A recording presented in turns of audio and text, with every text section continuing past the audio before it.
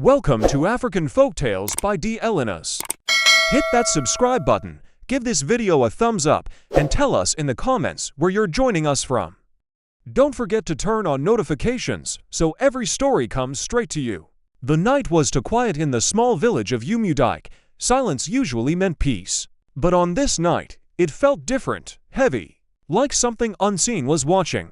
Chike noticed it first, so stood outside his small mud house, staring into the darkness as the wind brushed softly against the palm trees. His wife, Ada, had just gone inside after serving dinner. Everything seemed normal, but Chike's heart would not rest. Why is she acting strange? He muttered. Ada had been distant for days. She spoke less, smiled less, and every night, she locked the inner room, the one she never used before. At first, Chike ignored it, but curiosity is a dangerous thing at night. As Ada quietly stepped into the inner room again and shut the door behind her, Chike felt something pull him closer. Walked slowly, carefully, until he stood right outside the door. Then he heard Ita whisper low, soft, not entirely human. Chike Frazita was not alone. His heart began to race. His hands trembled. Sweat formed on his forehead. Leaned closer, and then he placed his ear against the door inside. Ada's voice changed. It was deeper, colder. I have done as you asked, she sighed. A second voice replied, you have done well, but your husband is becoming a problem. Chike's blood ran cold. His breath caught in his throat before he could move. The whisper stopped. Zelensical silence, then slow lithed or handle began to turn. Chike jumped back. His heart pounded so loudly he feared it would give him away. The door creaked open. Ada stood there. Her face looked normal, but her eyes were not. They were darker, empty, like something else was looking through them. Chike, she said softly, why are you here? Chike forced a laugh. I was just passing. Ada stared at him longer than necessary. Then she smiled, but it wasn't her smile. You should sleep, she said. It's late. Chike nodded quickly and walked away, but his legs felt weak that night. He did not sleep. Lay beside Ada, pretending, listening to her slow breathing, but something was wrong. At midnight, Ada sat up suddenly. Chike kept his eyes closed. Ada heard her whisper again words he did not understand. Then something else happened. The room became cold. Chuk Holdovan with his eyes shut. Chike could feel it. Then Ada stood up. Her footsteps were slow, careful. She walked toward the doorstep. Then she spoke. Next time, she whispered, do not listen. Chike's eyes flew open, but Ada was already lying back down, still silent as if nothing had happened. Be morning. She acted normal. Egg cooking's Mingtongol. Chike knew the truth. Something had entered his house, and it knew he was listening. Fear began to grow inside Chike like a seed, but fear alone was not enough. Needed answers. That afternoon, he went to see Mama Ezine, the oldest woman in the village. People said she understood things others did not. When Chike finished telling his story, Mama Ezine was quiet for a long time. Then she sighed. You should not have listened, she said. Chike frowned. Why? What is happening to my wife? Mama Ezine looked at him carefully. Some doors are not meant to be opened, she replied, and some voices are not meant to be heard. Chike felt anger rise in his chest. She is my wife. I have a right to know. Mama Ezine shook her head slowly. No, Chike, not this time. She leaned closer, her voice dropping. What you heard has now heard you too. A chill ran down his spine. What does that mean? He asked. It means, she said quietly, you are no longer just a husband in that house. She paused, then finished, you are now part of it. Chike stepped back confused, afraid, angry. I don't believe this, he said, but deep down already did. That night, as he returned home, something felt different. The air was heavy. Earth compound was too quiet. Even the dogs did not bark. He reached his door, hesitated, and slowly pushed it open. Insidetta was waiting, sitting in the dark, smiling.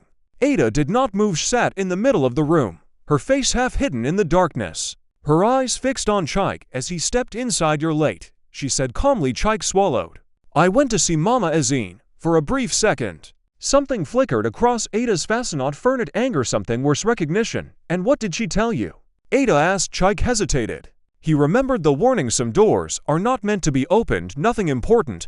He leaned. Ada stood up slowly. Her movements were too smooth, too careful, like someone learning how to act. Humanch walked toward him, stopped right in front of him. Be careful who you talk to, she said soft. Lifen. She reached out and touched his face. Her hand was cold as cold. Chike flinched. Ada smiled again, then turned away as if nothing had happened. Come and eat, she said, her voice suddenly normal. Chike followed her to the table, but his mind was racing. This was no longer just suspicion. Something had changed in his wife, and whatever it was, it was watching him. That night, Chike made a decision, would not listen at the door again, but he would not stay blind-eyed if something was hiding in his house. He would find another way to see it, so he waited patiently. Midnight came. Ada rose from the bed again this time. Chike did not pretend to sleepwatch through half-closed eyes. Ada stood still for a moment. As if listening, then she turned toward the inner room, but before she moved stopped slow. She turned her head directly toward him. Chike's heart skipped. Had she seen him? They locked eyes for a long moment. Neither of them moved. Then Ada smiled, that same unnatural smile you were learning. She whispered. Chike felt his chest tighten. "I'm not afraid," he said. Forcing strength into his voice, Ada tilted her head slightly. "You should be." Then she walked into the inner room and closed the door. This time Chike did not follow it from where he lay. He still heard its whisper, clearer, now stronger, and this time understood one word: tonight. Chike did not wait for morning. As soon as the first light touched the sky, he left the house. Chike walked back home with heavy steps. The carved object from Dbo Koro felt warm in his hand, as if it was alive. He did not understand it, but one thing was clear: tonight would change everything. When he reached the compound, the silence returned. No birds, no voice, just stillness. Stepped inside the house. Ada was in the kitchen, cooking as usual. She turned and smiled. "You're back early," she said. Chike nodded slowly, watched her carefully. Everything looked normal to normal. "Where did you go?" she asked. Chike hesitated, then replied, "Just to clear my head." Ada's eyes stayed on him longer than necessary. Then she turned back to the pot. "Good," she said softly. "You will need a clear mind for tonight." Chike froze. His grip tightened around the carved object hidden in his pocket, so she knew her something inside her knew that evening. They ate in silence, and no laughter, no conversationally.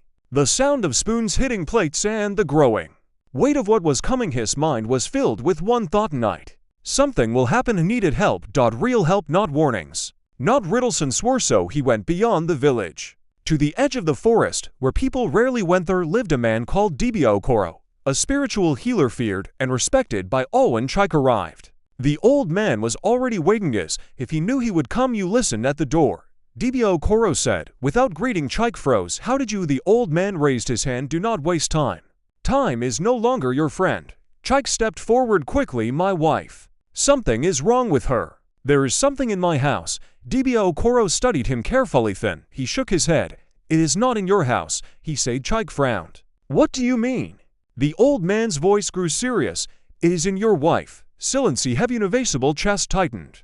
"Can it be removed?" Dbo Koro did not answer immediately. Instead, he reached into a small bag and brought out a carved object. "You have already made the first mistake," he said. "You listened." He stepped closer and placed the object in Chike's hand. "Now you must choose carefully, because the next mistake," he paused, then said quietly, "will cost more than your life." Chike stared at the object in his Honda's heart pounding. "What happens tonight?" he asked. Dbo Koro looked toward the forest. "This eyes dark tonight," he said slowly. "They come for what you heard." Night came faster than usual. Maybe it only felt that way. Chike sat in the corner of the room, watching the clock. Each second felt louder. Remembered Dbo Koro's warning. "They come for what you heard." At exactly midnight there changed. A cold wind moved through the room. Even though the windows were closed, Ada stood up slowly this time. There was no pretending, no hiding. She faced Chike directly. "They are here," she said. Chike's heart slammed against his chest too. He asked. Ada did not answer. Instead, she walked toward the inner room and opened the door. But this time she did not go inside. Stepped as ideas, if inviting something out. Chike's breath caught from inside the dark room. A heard footsteps, slow, even human, then a voice deep, echoing. "You should not have listened." Chike stood up quickly, fear rising in his chest. "I didn't mean to silence." The voice thundered. The wall seemed to shake. Ada's face remained calm, but her eyes were no longer hers. The figure stepped out of the room. It was tall to tall. Its shape shifted in the darkness, never fully clear. Chike stumbled back. "What do you want from me?" he shouted. The figure stopped, then laughed softly. "You already gave it to us." Chike's mind raced. "I don't understand." "You heard what was not meant for you," the voice said. "Now you carry it." Chike shook his head. "Carry what?"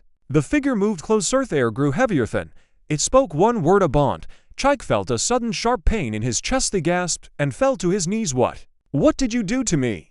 he struggled. Ada stepped forward slowly. "This was never meant for you," she said quiet, looked up at her. "For me?" he asked. We cried and nodded once. "I made a promise to protect this house, to protect us." Chike's eyes widened. "A promise to what?" he asked. Ada's voice dropped to them. The figure stood behind her now, watching, waiting. "And now," the voice said, "he belongs to us too." Chike screamed as the pain spread through his body. The carved object in his hand began to glow faint. Live figure Pausidthan spoke again. Interesting. For the first time there was hesitation in its voice. Chike's body shook as the pain spread through his chest. It felt like something was trying to enter him or take something from him, but sudden live carved object in his hand grew hotfuri hota. Sharp light flashed from it, forcing the dark figure to step back. The room trembled. Ada turned quickly, her eyes widening for the first time. What is that? She asked. Chike looked down at his hand. The object was glowing faintly, carved with strange symbols that now seemed to move like living things. I don't know, he said, struggling to breathe. The dark figure spoke again, but this time its voice was cautious. Where did you get that? Chike did not answer. Slowly stood up, holding the object tight. Lithe pain in his chest began to reduce. The figure moved back another step. That does not belong to you, it said. Chike swallowed, fear still inside him, but now mixed with something else. Hope. Then maybe you shouldn't be afraid of it, he replied. The room went silent for the first time since this began. The balance had shifted. Ada stepped between Chike and the dark figure. Stop, she said firmly. The figure remained still. Chike stared at her. Ada, what is happening? He asked. Edge did not look at him immediately. And she finally did. Her expression had changed. The calm mask was gone. In its place was something else. Guilt. I didn't want this, she said quiet. Like frowned. Then why did you do it? Ada took a deep breath. 2 years ago, when your business failed, when we had nothing left. Chike's heart sank. You remember, she continued, how sick you became. He nodded slowly. I almost died. I went looking for help, Ada said. Any help? Her voice trembled slightly. That's when I found them. The figure behind her shifted. They promised me something. Ada continued. Protection, wealth, a better life. Chike's chest tightened. At what cost? He asked. Ada finally met his eyes. My voice, my nights, my obedience. Silence filled the room. I thought I could control it, she whispered, but I was wrong. Chike took a step back. You made a deal with that, he asked, pointing toward the shadow. Ada closed her eyes briefly. I had no choice, she said. You had me, Chike replied sharply. You had us. Ada shook her head. No, Chike. I had fear. Her voice grew stronger. They saved you, she said. You were dying. Chike's anger faded slightly, replaced by confusion. What do you mean? The dark figure stepped forward again. This woman called to us, it said, and we answered. Chike felt his stomach turn. You saved me. The figure laughed softly. Nothing is free. Ada looked at Chike. The night you got better was the night I made the agreement. Chike's mind raced. Everything made sense now. The sudden change in there. Livest moneyth success, but elseth strange nights hidden. Room you gave them access to our home, he said slowly. Ada nodded yes. And now? Chike asked. The figure's voice echoed again. Now. The agreement has been disturbed. Chike's grip tightened around the glowing object. Because I listened. The figure Pausidthan answered yes. Ada's voice dropped. And that is something they cannot forgive. The room felt smaller, like the walls were closing, and Chike looked from Ada to the dark figure, his heart heavy with everything he had just heard. So what happens now? He asked. The figure stepped forward slowly. The agreement must be balanced, it said. Chike frowned. Balanced how? Ada's face turned palish. Already knew the answer. One life for another, the figure replied. Silence fell like a heavy weight. Chike's chest tightened. You mean? Yes, the voice cut in. The debt must be paid. Ada shook her head quickly. No, that was not the agreement, she said. Her voice trembled. You said my service was enough. The figure laughed softly. That was before the bond was broken. Chike felt anger rise inside him. So because I listened, now someone has to die. The figure tilted its head. You were warned. Chike gripped the glowing object tighter. This is madness, he said. No, the figure replied calmly. This is balance. Chike's mind raced, looked at Adathan, at the shadow behind her. Whose life? He asked. Ada stepped forward quickly. No, she said. Don't ask that, but it was to Latethi. Figure answered. Hers. Or yours, the words echoed. In the room Chike felt the ground shift beneath him. Ada's breath caught. No, she whispered. You cannot change the terms like that. The figure's voice grew colder. The terms changed when he listened. Chike looked at Ada. Her eyes were filled with fear. Normal fear. You knew this could happen? He asked. Ada shook her head. I didn't know it would go this far, she said. I thought I could protect you.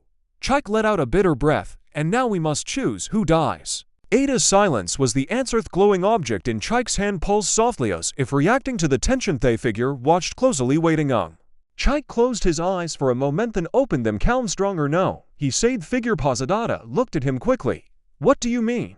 She asked. I mean I refuse, Chike said firmly. You don't get to choose who lives and who dies. The figure let out a low Dangerous sound. You do not have that power. Chike raised the glowing object. Maybe I do, he replied. Light from it grew stronger. The room vibrated. Slightly for the first time, the figure stepped back.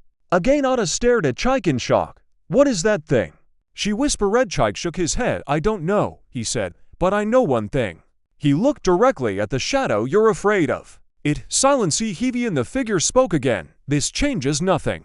It said, the debt still stands. Chike took a step forward. Then take me, he sighed. Ada gasped. No. Chike didn't look at her. This started because of me, he continued. I listened. The figure went quiet as if considering. Then slowly it began to laugh. And that laugh was worse than anything before.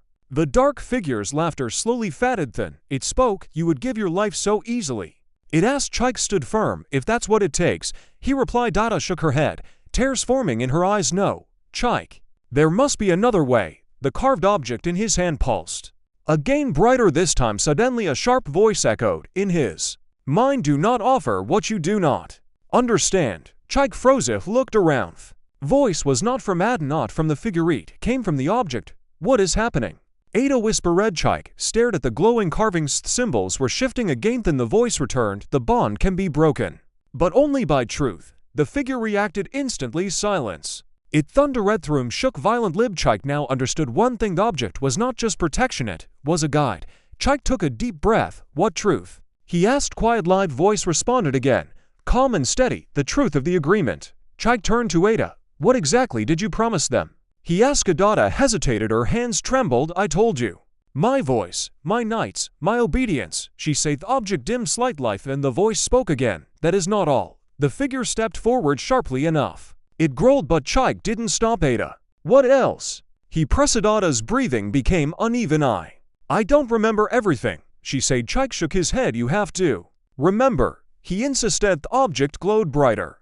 Again, hidden truth binds the strongest chains. Ada closed her eyes tight. Lithen. Suddenly her body stiffened. A memory forced its way out. Her eyes opened wide. I promised them something else, she whispered. Chike leaned closer. What? Ada's voice broke. Our first child. Silent CD Phoebe figure smiled. Chike felt like the ground had disappeared beneath him. Our child, he repeated slowly. Ada nodded weakly. I was desperate, she said. They said it was only a formality, something that would never be taken. The figure let out a low chuckle. Humans always believe what comforts them, it said. Chike's anger returned, stronger than before. You used our future as a bargain, he sighed. Ada cried softly. I was trying to save you. The object in Chike's hand burned brighter. The truth is complete. The voice was stronger now, clearer. The bond can be broken if the promise is reclaimed. Chike frowned. How? But the answer did not come immediately. Instead, the figure stepped forward again, its presence darker, heavier. You cannot reclaim what is already ours, it said. The room grew colder. Ada stepped back in fear, but Chike stood still, the light in his hand shining against the darkness. Then finale, the voice spoke again, slow, careful. Before dawn, the promise must be reversed. Chike's heart pounded. How? He asked again. The voice whispered, through sacrifice, but not death. The figure's form flickered. For the first time, it looked uncertain. The night was running out. A faint light was already forming in the sky outside. Dawn was coming, and with it, the end of their chance. Chike stood in the center of the room, the glowing object in his hand, his heart pounding. Tell me what to do, he said. A voice answered, steady and urgent. The promise must be returned. Willingly. Chike frowned. Returned how? What was given must be taken back. By choice. Chike turned to Ada. Understanding slowly filled his eyes. You have to break the agreement yourself, he saw. Ada shook her head immediately. It's not that simple, she said. They don't let you go. The dark figure stepped forward again. You are correct, it said. No one leaves. The room grew colder. Ada's hands trembled. If I refuse them, they will take everything, she whispered. Chike stepped closer to her. They're already trying to, he said. The object in his hand glowed brighter as if urging them forward. Chike took Ada's hands. They tricked you once, he said. Don't let them control you again. Ada looked at him, fear and doubt fighting in her eyes. What if we fail? She asked. Chike's voice softened. Then we fail together. Silence. Then slowly Ada nodded. I will try, she said. The moment she spoke those words, the room exploded with energy. Dark figure roared, you dare defy us? The walls shook violently. Ada fell to her knees, crying out in pain. Chike quickly held her, the glowing object burning brighter in his hand. Say it, he shouted. Say you take it back. Ada screamed as the force around her tightened. I take back my promise. She creed figure lunged forward, but the light from Chike's hand pushed it back. You cannot break what is sealed. It thundered. Ada's voice shook. I gave it in fear. I take it back in truth. The air split with a loud sound like something tearing apart. The room went still, completely still for a moment. The thing moved nothing. Breath. That then figure let out a long, painful sound. Its shape flickered violently. This is not over, it said, its voice breaking apart. The bond it is broken. The voice from the object interrupted. A furfur glowing light expanded, filling the room. Darkness began to fade. A slow lyricantly figure stepped back, then further, then disappeared into the inner room. And just like that, it was gonna be cold. Lifted there return. Ada collapsed into Chike's arms, breathing heavily. It's over, she whispered. Chike looked around. House felt different now. Lighter freebit in his hand. A carved object had gone quiet, its glow fading, its purpose fulfilled. Chike closed his eyes. Brief lyre leaf washing over him, but deep inside he knew one thing: some choices leave marks forever, and some doors hold never be listened through. Days passed, then weeks. The strange presence never returned. No whisper, snow cold nights, no shadow. Spees slowly found its way back into their home, but not everything was easy. Trust had to be rebuilt slowly, carefully. Became quieter, more thoughtful. No longer kept secrets. And Chike listened more and not at doorstep to Heron evening. They sat outside watching the sunset. I should have told you everything from the beginning, Ada said. Chike nodded. And I should have paid attention sooner, he replied. They both smiled. Slight linnet perfect but honest, and sometimes is stronger than perfect. One afternoon, Chike returned to see Mama Ezenith. This time, he came with peace, not fur. The old woman looked at him and nodded. You survived, she said. Chike smiled faintly. Barely, he replied. Mama Ezenith studied him. And what did you learn, she asked. Chike thought for a moment, then answered slowly. That some knowledge comes with a price, he said. She nodded, and Chike continued. And fear can make you choose the wrong path, even when your heart means well. Mama Ezenith smiled gently. Good, she said. Then the door has taught you its lesson?